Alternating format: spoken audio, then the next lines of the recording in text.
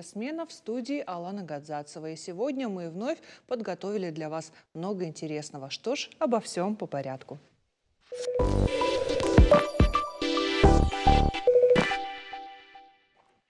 Предновогодняя неделя, пора подведения итогов и построения планов. Самое время оценить результаты своих усилий и наметить новые амбициозные цели. А их достижение всегда связано с обучением и получением новых знаний. И как раз о знаниях мы поговорим с нашим гостем, исполняющим обязанности ректора СК ГМИ Игорем Алексеевым. Здравствуйте, Игорь Александрович. Добрый вечер, Алана. Спасибо, что пришли к нам сегодня. Хотелось бы сразу начать с того, что вот буквально недавно вы вступили в должность в качестве исполняющего обязанности ректора нашего технического вуза. Вот расскажите, как проходит знакомство с коллективом, как входите в работу, скажем так. Спасибо за вопрос. Я, конечно, хотел бы поблагодарить прежде всего уважаемого главу республики Сергея Ивановича Миняйла за то, что мою кандидатуру он поддержал и доверил этот технический вуз. С коллективом мы провели достаточно такую, скажем так, хорошее знакомство, уже совместно поработали. Сегодня как раз буквально было заседание ученого совета, на котором мы приняли более 30 различных положений, которые регламентируют деятельность нашего университета. Факультеты у нас работоспособные, деканы достаточно прогрессивные, положительно настроены на результат. Собственно, то, что необходимо для хорошей плодотворной совместной работы. Угу. Ну и какие ключевые первоочередные задачи для себя сейчас выделяете? Ну, это прежде всего стабилизация обстановки, связанная с материально-техническим обеспечением. Это зарплатные проекты. Мы как раз сегодня приняли решение о том, что мы повышаем зарплату, делаем акцент именно на социальную сферу, на студенчество, на преподавателей, то есть именно, скажем, администрация вуза разворачивается в сторону, скажем так, наиболее благоприятных условий для развития как профессорско-преподавательского состава, так и студенческого научного сообщества. Ну и не забываем, скажем, о тех, кто находится вне зоны моего, скажем так, обозначенных приоритетов. Это вспомогательный персонал, это учебно-вспомогательные должности. Поэтому тоже об этом думаем. И президент России, скажем, обозначил ситуацию, когда зарплата повышается, средняя зарплата, минимальная зарплата по Российской Федерации, поэтому это тоже категория не осталась без внимания. Угу. Ну и, коль уж вы упомянули президента, то важная и довольно приятная новость – это то, что президент Путин в общем, объявил благодарность коллективу СК ГМИ. Вот буквально это произошло недавно, в декабре. Расскажите, за что, в общем-то, эта благодарность? Ну, это год 90-летия университета, и в этой части у нас такое уникальное достижение, потому что в сентябре месяце мы получили благодарственное письмо, подписанное президентом Российской Федерации. А вот буквально то, что вы упомянули, 15 декабря вышел указ, и нам уже объявили благодарность, то есть за научно-техническое направление, за воспитание молодежи, за научную деятельность. Это, безусловно, заслуга коллектива и позволяющая нам с оптимизмом смотреть в будущем, потому что перспектива вуза есть, перспектива есть у этого коллектива. Ну, моя задача, скажем так, это все правильно организовать, настроить и совместно дальше работать. Угу. Ну, ГМИ всегда славился подготовкой технических кадров, которые востребованы далеко за пределами Северной Осетии. Это высококлассные специалисты. Вот в этом плане делается ли акцент сейчас сугубо на технических специальностях или другие специальности также важны и развиваются? Ну, техническая составляющая, технологическая составляющая – это всегда была приоритетом этого университета. Хотя у нас развивается гуманитарное направление, сегодня мы переходим с коллегами к тому, что мы формируем стратегию, которая отражается в приоритете 2030. И в этой части делается акцент именно на взаимодействие с индустриальными партнерами. Да, к сожалению, мы не в полной мере готовим сегодня кадры для республики. Это связано с закрытием ряда производств. Хотя в последнее время тоже позитивные новости поступают. И буквально неделю назад мы подписали соглашение с компанией «Кристалл», которая возобновляет, скажем, деятельность в сфере цветной и черной металлургии. Вот. Но наши основные партнеры находятся, скажем, далеко за Уральским хребтом. Поэтому транзит, скажем, через нас в вуз инженерных специалистов, специальности – это, наверное, наша особенность. Поэтому мы не только заточены под республиканскую подготовку для республиканской экономики. Поэтому у нас есть специальности, которые необходимы и республике в том числе, и есть специальности, которые востребованы, скажем, в горнодобывающей или там, металлургических отраслях, энергонаправление, энергетическое направление, строительное направление. Поэтому стараемся этот рынок постоянно изучать и в зависимости от этого менять свою конъюнктуру. А вообще, насколько вам близка эта направленность, конкретно техническая? Хотелось бы, чтобы вы рассказали о своем профессиональном пути также. Ну, особенность в том, что я гуманитарий, но мне очень близка та тематика, которая здесь присутствует, связана прежде всего с тем, что мы очень плотно работаем с нашими работодателями, если говорить с точки зрения международного опыта, стейкхолдерами, когда, скажем так, взаимодействие вуза и работодателя, и студента происходит непосредственно не только там на основании каких-то разговоров, переговоров или, может быть, в формате каких-то договорных отношений, но и внедрение, скажем, в учебный процесс непосредственно тех требований, которые заказчик, работодатель хочет видеть от студента. И здесь, конечно, наш основной партнер – это Норильский никель ремонт. Это те структурные подразделения, которые хотят видеть готовых специалистов. И в этой части мне это очень близко, и я считаю, что это правильное направление, когда с одной стороны выступает индустриальный партнер, с другой стороны академический партнер в лице какого-то ведущего вуза. Ну, хотя могу добавить, что не так много вузов России, которые бы могли бы нас чему-то научить. То есть у нас достаточно хорошая база, 90 лет вуза, и его качество само за себя говорит. Вот, к слову, о 90-летии вуза. Понятно, что пандемия ограничила какие-то возможности в плане празднования. Как планируете отмечать столь значимую, существенную дату? Ну, честь наград мы уже получили, и, так сказать, в процессе знакомства с коллективом мы эти награды вручили, хотя основные мероприятия мы перенесли на летний период времени, и мы просим и главу республики, и правительство в этой части нас поддержать, для того, чтобы выступить с организаторами нашего празднования. Тут, конечно, не все могу секретами делиться, не всеми секретами, но хочу сказать, что основная задача и идея связана с тем, что и желание людей очень большое – это собраться на территории вуза, это вспомнить все те процессы, которые были. Вот среди выпускников очень много наших преподавателей, которые заканчивали вуз. И поэтому такая основная задача стоит, чтобы обеспечить и в том числе безопасное, и очень приятное общение. И вуз постарается сделать все для того, чтобы это было очень значимое событие не только для выпускников, но и для университета, и для республики. Ну, имея такой большой, существенный уже за плечами стаж, то есть 90 лет, это определенная и преемственность поколений и прочее. И, конечно же, работа вуза, она акцентируется не только в академической зоне, да, но и касается и общественной деятельности, и касается и воспитательной работы. Вот я знаю, что вы уделяете существенное внимание конкретно, скажем, на активности студенческой в плане волонтерской деятельности и так далее. Вот какой потенциал вы видите именно у студентов СК ГМИ? Какие проекты готовы поддерживать, какие инициативы? Ну, студенчество – это основная наша движущая сила. Без студентов не было бы образования, без студентов не было бы науки. Поэтому, конечно, используя этот потенциал, этот задор, можно сказать, молодой, и те идеи, у которых у ребят есть, мы движемся вперед. Но сегодня я бы хотел, чтобы мы перешли уже от волонтерства как такового все-таки к волонтерству профессиональному. Волонтерство в сфере технологий, волонтерство в сфере горнодобывающих направлений, в сфере электроэнергетики и так далее.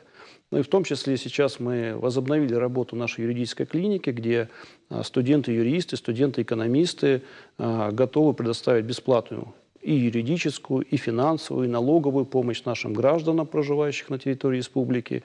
То есть вот это волонтерство, которое бы я хотел видеть от наших, скажем так, будущих специалистов. А проекты мы стараемся поддерживать и спортивное направление, у нас очень хорошая спортивная база.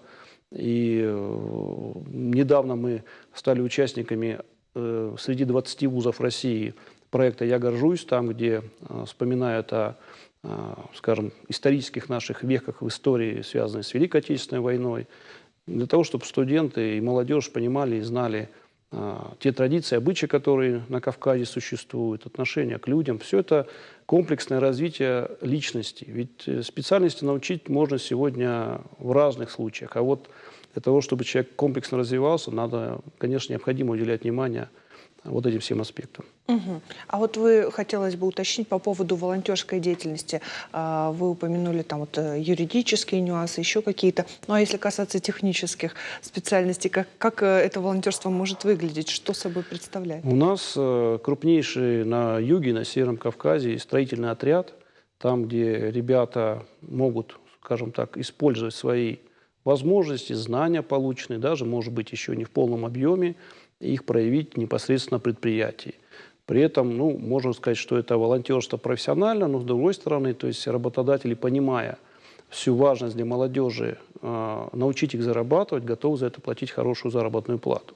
И поэтому вот в этом году у нас есть заказ, то есть на лето 2022 года 510 человек. Это тот строительный отряд, который мы будем формировать для наших индустриальных партнеров. Поэтому это тоже своего рода волонтерство, которое еще и, получается, оплачивается. То есть мы заинтересованы молодежь, мы учим с самого, скажем так, первого дня их пребывания в университете, что за достойные знания, полученные ими здесь, они могут прилично зарабатывать. Мгм. Ну, то есть получается такая производственная практика непосредственно. Да, да. И наверняка те предприятия, на которых студенты проходят подобную практику, назовем ее так, могут в дальнейшем трудоустроиться и будут замечены в качестве хороших специалистов Да, будущих. сегодня большая востребованность в таких профессиях, поэтому я еще раз подчеркну, к сожалению, мы не все кадры готовим только для республики. Наши основные партнеры находятся, скажем так, может быть, не в таком благоприятном климате, но выполнять очень важные стратегические задачи для нашего государства. И поэтому часть стать этой системы – это большая честь, и я считаю, профессиональная удача, когда ты, поступая на первый курс, уже понимаешь, кем ты выйдешь на 4-м курсе, какую зарплату примерно ты будешь получать и в какой сфере ты будешь трудиться. Мгм. Следующий год объявлен Международным годом фундаментальных наук. Вот если говорить об СК ГМИ, то каких открытий, каких нововведений ожидать нам? Ну, мы ведем направления научные во многих сферах и отраслях. Часть они, скажем так, связаны с нашими базовыми партнерами, которые в том числе расположены на территории нашего университета. Часть это находится, скажем, в сфере нанотехнологий и информационно-коммуникационных систем. Одно из направлений – это формирование электронных цифровых двойников горнорудных предприятий. То есть, если мы раньше делали двойники шахт, то теперь стоит задача, чтобы мы делали и предприятия, которые находятся на поверхности Земли. То есть, это необходимо для разных целей и задач. А также ведем исследования в сфере техносферной безопасности. Ну и таких, скажем так, направлений очень много. Ведь любое научное направление, оно интересно тогда, когда получаешь это финансирование. Поэтому все те направления, которые я назвал, это те направления, которые имеют перспективу, большие перспективы получить гранты. И часть из этих направлений – это действительно именно направления, связанные с конкретным индустриальным партнером. Поэтому вот в таком ключе мы будем продолжать работать. Мгм. Ну и если резюмировать наш сегодняшний разговор, коротко обозначьте. Понятно, что сейчас только календарный год заканчивается, учебный год продолжается, но все-таки какие задачи для себя ставите как ректор на 2022? Я думаю, что задача сегодня одна – это подготовиться к летней приемной кампании. Это, скажем так, определить тот активный состав преподавателей, которые готовы и могут работать, то есть выяснить, в чем проблема, где не хватает, может быть, где-то помочь. То есть выстроить систему взаимоотношений между администрацией университета и профессорско-преподавательским составом, максимально вовлечь студентов во все те проекты, которые вуз сегодня участвует, и, возможно, наметить перспективу на будущее, принять стратегию, которая, скажем так, на долгие годы будет формировать и имидж университета, и ее содержательную часть. Но вот эти те задачи, о которых мы сегодня думаем, и сегодня большую часть из них мы уже, скажем, первый шаг мы сегодня сделали. Что ж, спасибо большое. Мы желаем вам успеха в работе. Поздравляем с наступающим Новым годом. Спасибо, я тоже поздравляю всех с наступающим Новым годом. До свидания. А сейчас прервемся на небольшую рекламу. Сразу после нее продолжим наш эфир.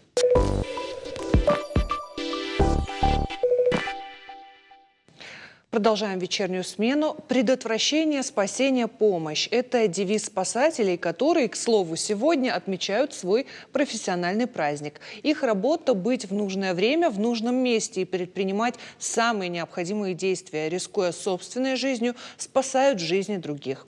Специальный корпус спасателей был создан в 1990 году. В дальнейшем он стал Государственным комитетом по чрезвычайным ситуациям, а в 2004 году преобразован в МЧС. О совсем не будничных буднях спасателей поговорим с нашим гостем, спасателем международного класса, начальником Владикавказского поисково-спасательного подразделения Северо-Остинского поисково-спасательного отряда МЧС России Александром Глазовым. Здравствуйте, Александр Петрович. Добрый день. Поздравляем вас в первую очередь с праздником. Желаем вам здоровья, благополучия и чтобы работы было как можно меньше. Спасибо большое. Александр, расскажите о том, какие они будни спасателя. Да, вот я уже назвала их небудничными буднями. А бывают ли будничные, ну такие спокойненькие? Слава богу, конечно, бывает. Вот расскажите, как они протекают, такие дни и такие. Ну, прежде всего, обыкновенный наш рабочий день – это наши тренировки, это наша физическая подготовка, наша техническая подготовка, профессиональная подготовка. То есть это наше нормальное времяпрепровождение. Мы всегда готовимся, особенно молодых спасателей готовим. Проверяем готовность уже опытных спасателей, сами вспоминаем, если вдруг, не дай бог, что-то забывает кто-то. То есть постоянно мы тренируемся, постоянно стараемся быть наготове. Ну, а когда что-то происходит, естественно, все это уже бросаем и начинаем работать, как говорится, на человека. То есть если у нас идет работа, значит, кому-то плохо, значит, надо все бросать и делать так, чтобы спасти. Вот к слову о подготовке, да, какого рода подготовка? Ведь спасателю нужно быть всегда и в физической форме, и знать все требования профессиональные какие-то. Вот каким образом ведется эта работа, подготовка? Ну, у нас составлен, естественно, план подготовки. У нас 6 различных предметов, которые готовятся теоретических только. Периодически по необходимости включаем дополнительные курсы.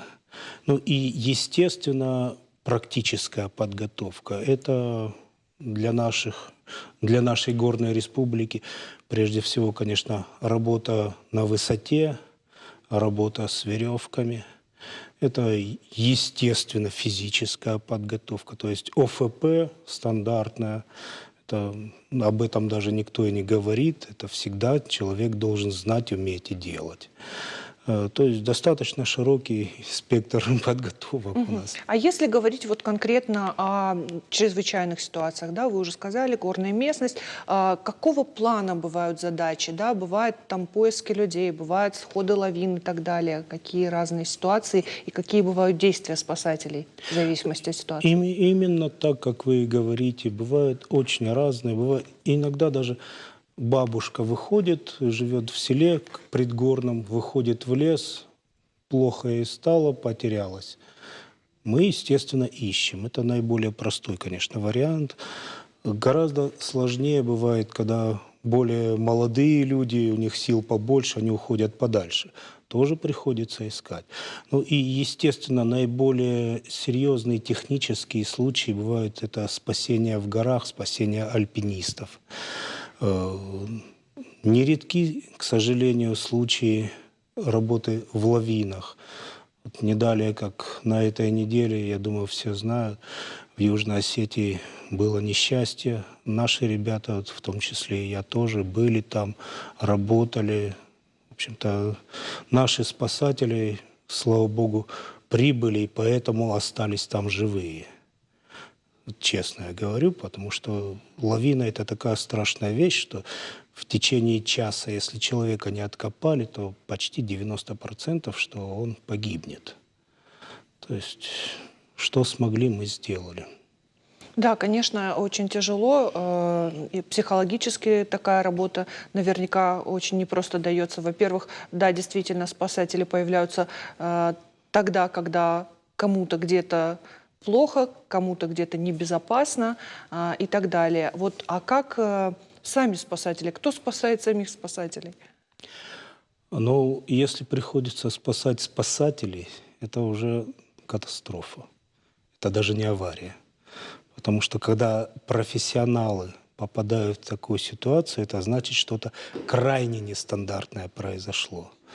То есть каждый спасатель, я еще раз говорю, имеет хорошую теоретическую подготовку. Стараемся практическую подготовку давать по мере возможности. Конечно, хочется гораздо больше, но это всегда так хочется. Но тем не менее, любой спасатель имеет представление и имеет опыт о любой работе спасательной, особенно в горах у нас. Но тем не менее, нестандартные ситуации бывают. Ну, да, и вот, как вы уже сами сказали, да, не обходится и без жертв из числа самих спасателей. К сожалению, это происходит. Да, к сожалению, вот в этом году у нас погиб товарищ. Мы как раз с ним вместе на одном рафте плыли. Но вот случилось так, что он не смог выплыть в аварийной ситуации. Но бывает, к сожалению. Слава богу, за 30 лет, которые я там работаю, у нас первый такой случай. Но это просто ужасно. По-другому я даже не скажу.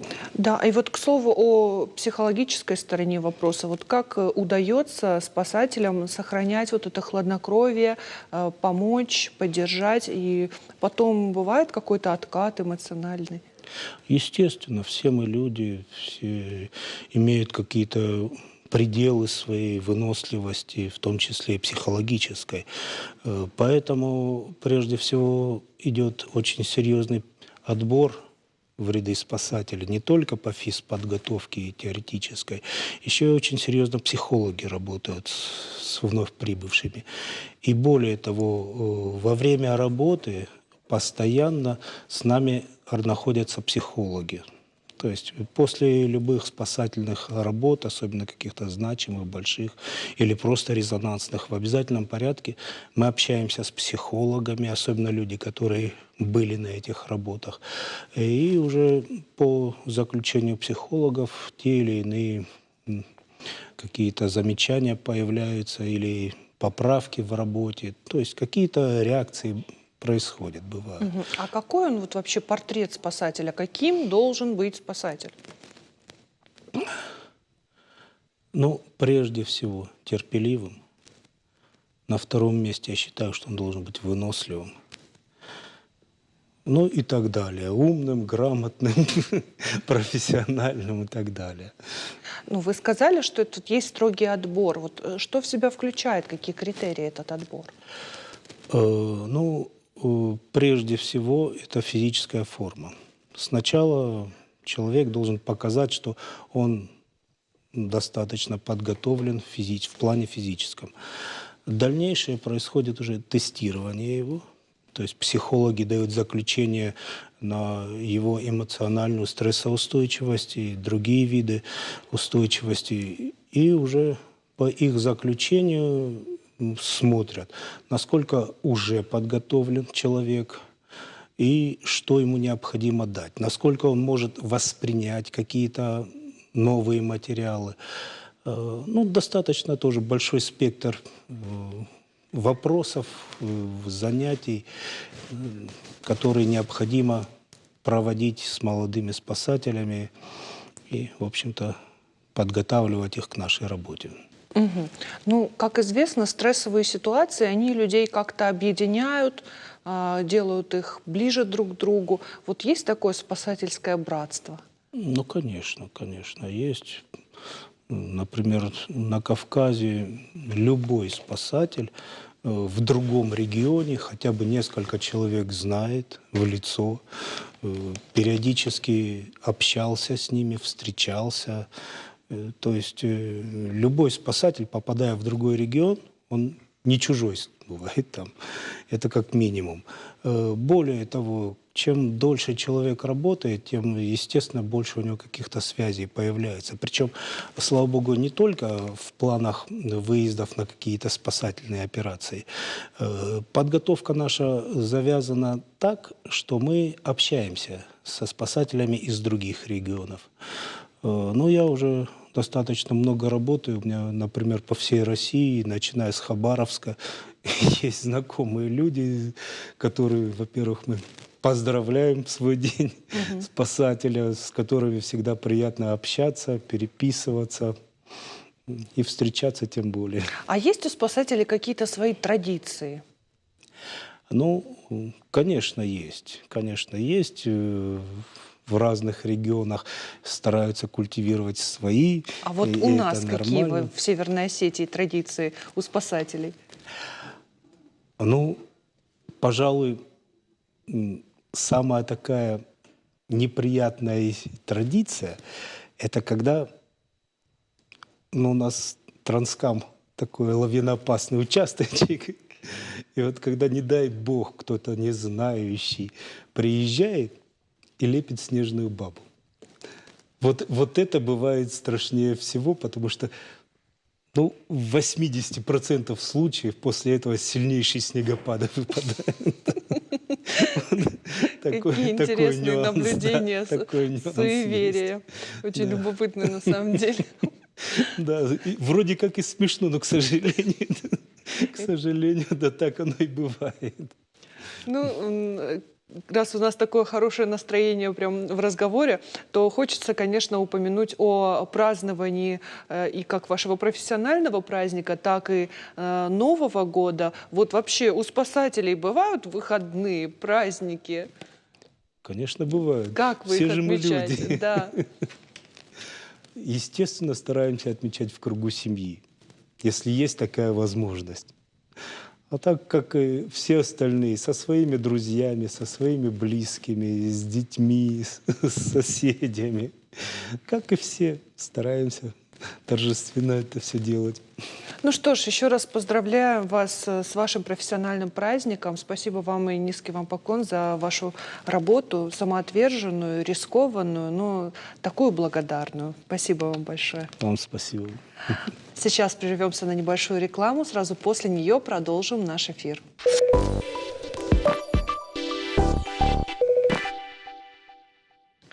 Ну что ж, и снова к спасателям. Оказывается, они не только помогают в чрезвычайных ситуациях, но и умеют излечить душу.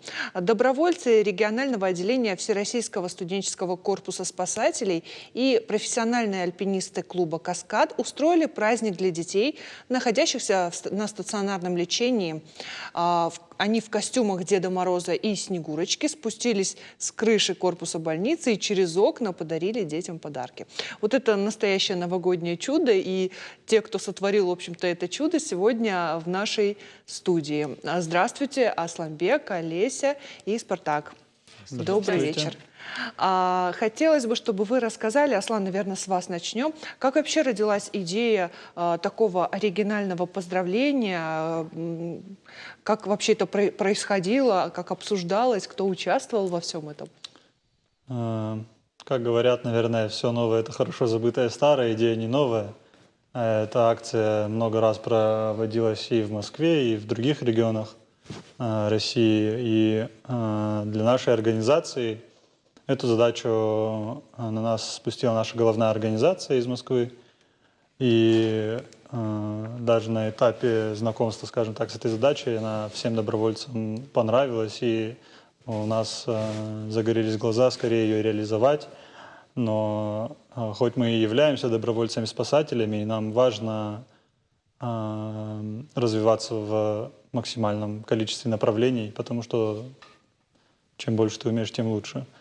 И несмотря на это, мы во время планирования этого мероприятия понимали, что без профессиональных альпинистов нам не обойтись. Какими бы мы ни были крутыми и так далее, работу, которую должны делать профессиональные альпинисты, должны делать они. И так как мы давно тесно сотрудничаем с альпинистским клубом «Каскад», мы попросили у них помощь и поддержку. Им тоже очень понравилась эта идея, и вот мы все вместе сели и придумали так, как получилось. Надеюсь, всем понравилось. Нам точно всем понравилась эта акция. Надеемся, что мы возьмем это как традицию хорошую. Ну, мне кажется, замечательная традиция и очень полезная как для тех, кто дарит, так и для тех, кто получает подарок, мне так кажется. Олеся, скажите, а вот ваше ощущение от от этой акции, как дети реагировали и что вы чувствовали при этом? Ну, самое главное, наверное, это видеть счастье в глазах детей, потому что дети настолько были радостные, настолько были счастливы. Это было столько криков со всех окон, когда мы начали спускаться. Было столько счастливых глаз, когда они видели, они подходили, обнимали нас. Мы зашли вовнутрь через окна, когда поздравляли детей. Нам как раз досталось поздравлять онкобольных детей, дети, которые были на инвалидных колясках. Просто это было непередаваемо, когда я подошла поздравлять девочку, и она попросила: а можно тебя обнять? Я поцеловала ей руку, а она просто гладила мое лицо. И это, говорит, Снегурочка. Ну, это были безумные эмоции просто. Да, даже у нас сейчас слезы в глазах от вашего рассказа. Спартак, поделитесь, вот для вас, вы были Дедом Морозом? Да. Расскажите, как это было быть Дедом Морозом, еще и который спускается откуда-то с небес. Ну да, на самом деле на мне была роль больше техническая, потому что нужно было провесить веревки, перила, подготовить тех, кто будет спускаться. И пока мы это все готовили, со всех, там здание так П-образное, со всех сторон, со всех окон, точнее, собрались детки, залазили на подоконники, такими вот счастливыми лицами, довольные, кричали: «Дед Мороз, Снегурочка!» А мы пока это все провешиваем, еще не приступили к непосредственно исполнению наших ролей. И мы уже на виду, все нас видят. И поэтому нам пришлось и махать, и одновременно завешиваться. И когда мы уже начали сам спуск, то дети были в таком восторге. И мне, как участнику, я никогда до этого Дедом Морозом не был, мне было очень приятно и было очень гордо, что я вот такой хотя бы маленький праздник детям сделал в такой хороший канун Нового года.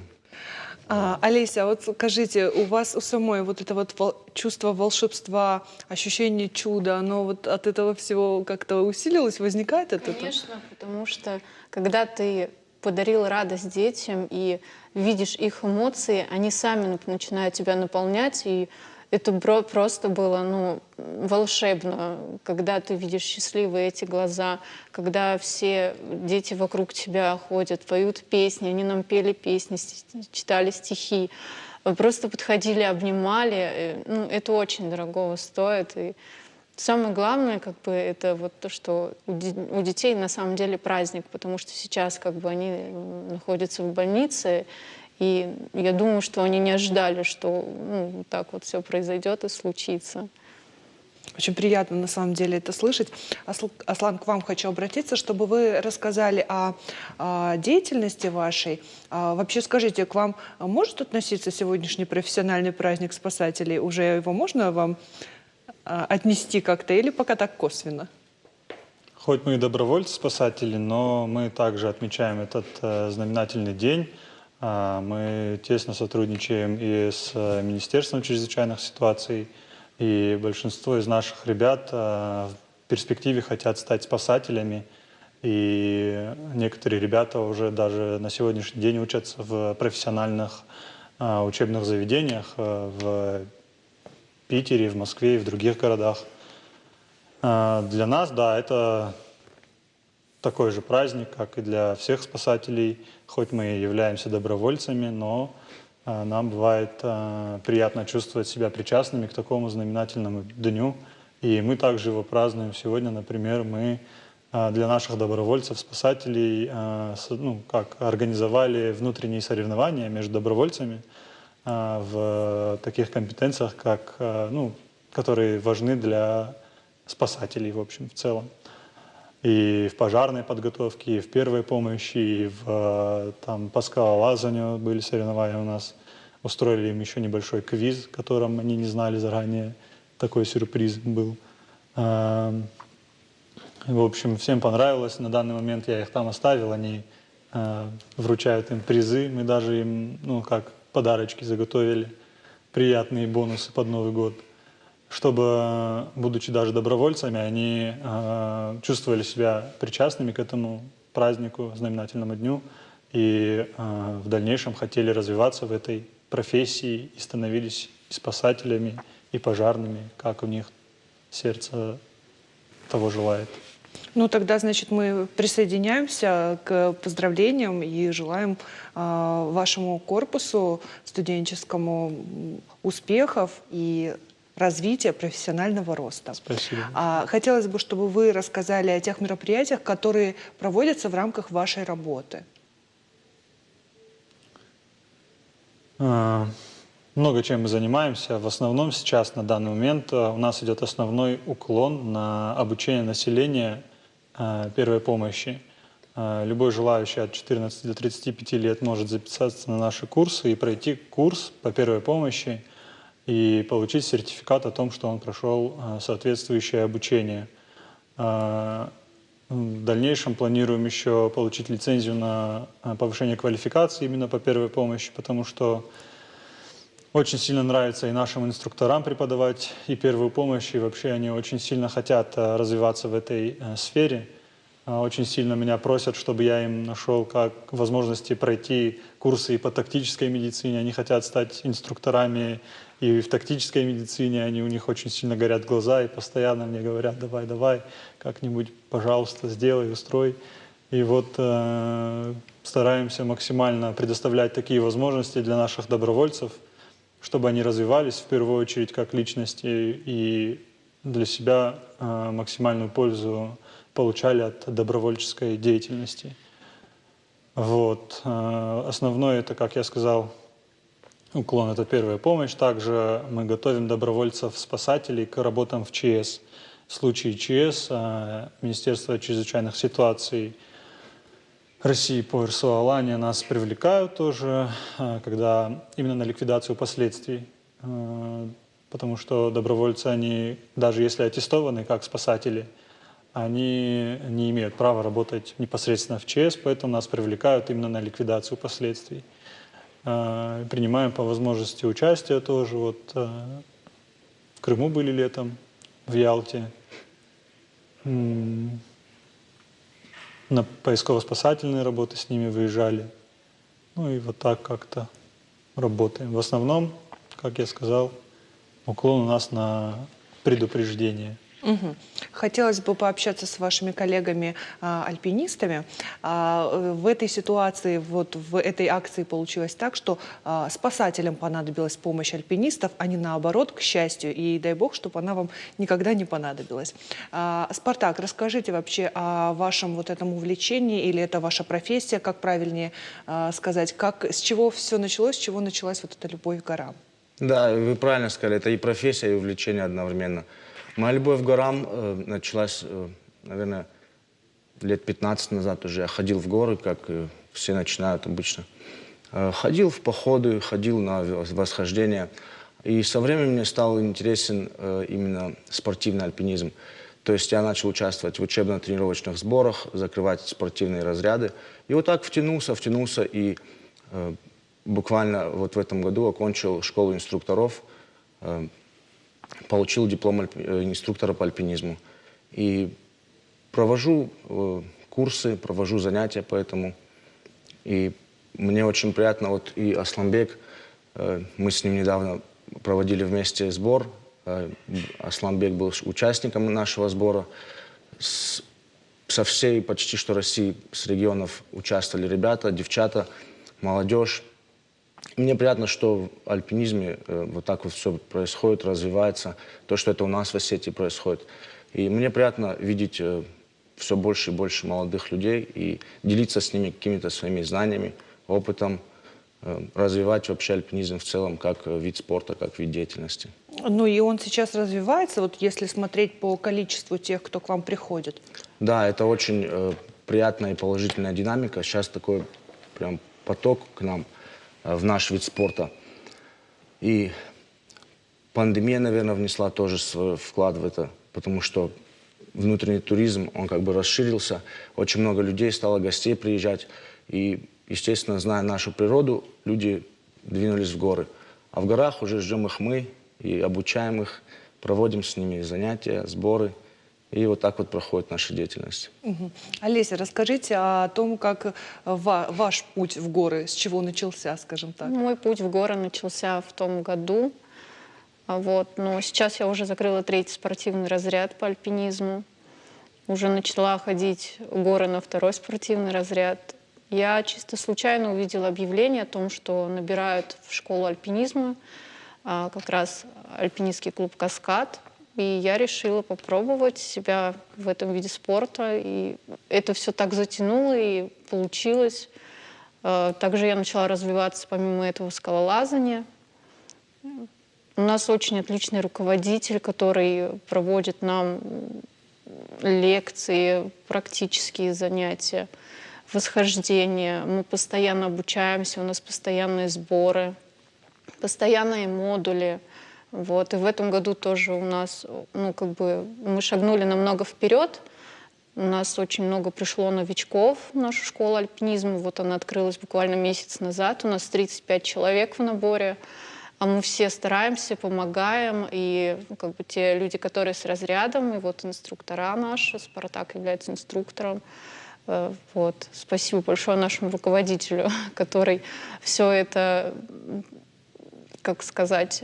верит в это все. И на самом деле альпинизм в какой-то момент потерял такой интерес, как вид спорта именно в Осетии. Но сейчас, за последний год, пошло очень большое развитие. А скажите, вы до этого занимались каким-то видом спорта? Я занималась во многих других, пробовала себя в других видах спорта, но именно альпинизм, он забрал, наверное, всю мою душу, как мое сердце, потому что любовь к горам, она стала частью моей жизни уже. А что вам это дает? В чем эта такая хорошая зависимость, назовем так? Наверное, это не объяснишь так. Я это сначала изначально тоже не понимала. Пока не было первого восхождения на свою первую категорийную вершину, когда это дается с трудом, когда есть техническая часть, не просто туристическое восхождение, а именно альпинистское. Тогда тебя захватывают эмоции, и ты понимаешь, что ты это сделал, а чем дальше, тем уже сложнее. А чем сложнее, тем ты понимаешь, что ты развиваешься, ты растешь, и это очень круто. Преодоление себя. Да. А скажите, о каких вершинах вы мечтаете? В этом году я мечтаю поехать на Алтай, на Белуху. В этом году такая цель на лето стоит. И, конечно, здесь, в Осетии, уже хочется закрыть 2-й спортивный разряд и развиваться дальше. Угу. Спартак, а вы о каких вершинах мечтаете?